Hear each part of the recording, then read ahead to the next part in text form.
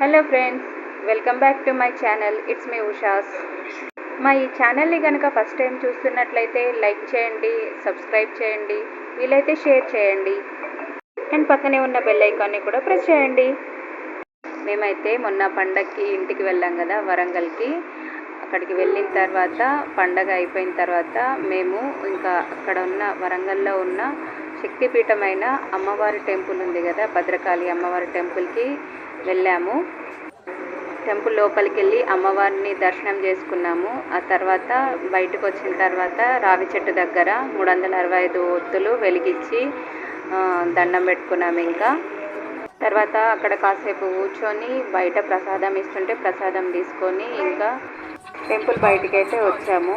మళ్ళీ తర్వాత అక్కడ నుండి పద్మాక్షి అమ్మవారి టెంపుల్ కూడా దగ్గరనే ఉంటుంది. సో ఆ టెంపుల్ కూడా మేము వెళ్ళాము. టెంపుల్ లోపలికి వెళ్ళి ఆ అమ్మవారిని దర్శనం చేసుకున్న తర్వాత ఇంకా బయట చూడండి అమ్మవారి ఊరేగింపు అయితే జరుగుతుంది.